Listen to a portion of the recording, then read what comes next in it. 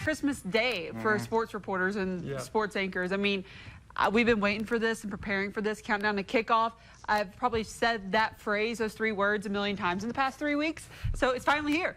Well, let's get into the first highlight of the season. It's our game of the week. Perryton and Dalhart facing off up in Perryton. A special one for the Rangers. One of their first games back. Their first game back. First big events after that tornado. Here, Julian Cervantes with the short scramble for the Rangers as they're trying to get something going offense. It was a high-scoring affair, but here you're going to see some defense as Dalhart making a big stop as Cervantes looks to scramble again, but cannot make it happen. And Dalhart would take over on their possession. Dalhart's Hunter Trussell gets the handoff up the middle. He takes it into the red zone for the Golden Wolves to set them up with a golden opportunity. And on the next play, it is Kyler Reed, quarterback keeper, doing what he did best last year, taking it into the end zone. Kyler scores, and Dalhart takes the victory 33-30. Here's Lance Lonnert after the game. Texas high school football is back, and I'm not sure there's a place on planet Earth that was more anxious to get things going right here in Perryton, Texas, with this community and this school.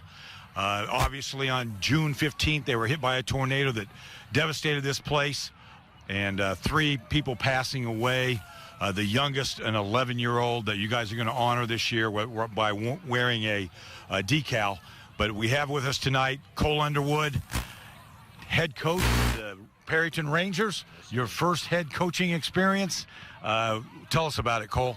Well, I just think that all the credit goes to Dalhart. They were better up front than us tonight, offensively and defensively, and wore us out. Their pad level and their drive was really impressive. And Kyler Reed, all the props to him. That kid's a unit. And when they needed to play, they went to him, and he made it. And he's a special, special talent. But I was proud of the fight that I saw from the Rangers tonight, being down in a hole and clawing back into it and giving ourselves a chance in the fourth quarter. But we've got a lot of things on film that we'll see that is going to be good teach tape and get ready for next week against a great Canyon team. Right, Dalhart pulled away 33-30.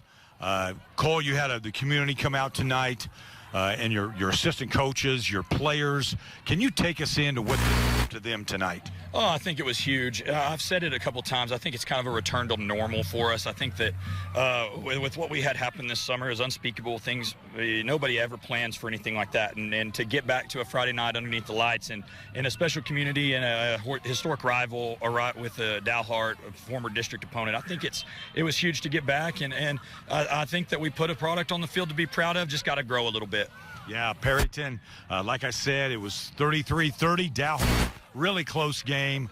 And, hey, next week it's in Canyon, and that didn't get any easier, but you guys will be ready. Oh, yeah, just gotta find a way to improve 1% better every day, and if we can do that, we're going to put ourselves in a chance to be in every game. This is another, I told you on the radio the other day, lots of one-score games for the Rangers here recently, and we're going to figure out a way to turn it around and get those to be one-score games in our favor, maybe even a couple more scores. But proud of the fight, excited to see how we respond to this. I think it taught us a lesson tonight that we needed to learn early, and I'm just glad that it's week 1. It's a learning experience for everybody, and we're going to get better.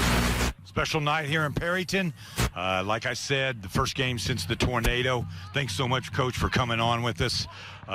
Dalhart, final score, Dalhart 33, Perryton 30.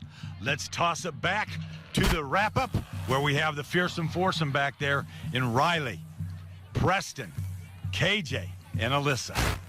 This is Lance Lonnert. Thanks, Lance. I know. We're still chilling on the wrap-up. We'll see Alyssa and Preston in just a minute. But, Riley, such a great message from Cole Underwood. I know you got to go up there a few times, talk to him a bunch of times. And, even despite the loss, you can see how excited they were to have this game for the people of Perryton to just come out and enjoy a night of football. I mean, that's what we all love sports. Sports brings people together. Sports brings communities together. And now football, like you said, just this community of Perryton finally, got to come together for that. But on to some more games. We have some 5A games coming your way over at Dick Bivens Stadium. The Amarillo High Sandies are literally flipping into the season, welcoming Midland Legacy. After a few scoreless drives, the Rebels get in the red zone. Gilbert Hernandez takes a snap, runs it right into the end zone. Will Flaming at QB for the Sandies. And opening play of the second quarter, Flaming hands it off to Pius Vokes, and from 25 yards out, Vokes falls right into the end zone, putting Amarillo on the board. Tied 7-all. Flaming with another handoff to Vokes, and it slips out in the pile. Colin Brazel recovers it for the Rebels, setting up Purdue commit Marcus Davila with the pass downfield to Caden Ellis. Midland Legacy goes up 14-7, and they hold on to that lead to take this one 35-7 over Amarillo High. And I promise it wasn't a doubleheader at Dick Bivens Stadium. This one, a Thursday night game between Tascosa and Paladuro, a classic rivalry between these two teams. End of the first, Tascosa already with a 7-0 lead, and star running back in the first half, Tracian Wilson runs it in. That was 2 in the first half for him. He would leave later with an injury. We wish him, of course, a speedy recovery. But Paladuro answers with a touchdown of their own. Darian Lewis, he showed off the mobility a lot today. Over 100 yards on the ground. Here, a 10-yard touchdown run to cut the Rebels' lead in half. But that Tascosa offense just continues to show off their prowess. Here's the quarterback, Colton Fulton. You're going to see him a bunch this season, tossing it up to the top, wide out in the area. TJ Tillman putting on a show in the end zone, shaking his head. TJ always out there having fun on the football field. Too easy for Tillman. Tascosa gets the victory. Coach Plunk's 100th with the school. Congratulations, Coach Plunk, a 28-7 final.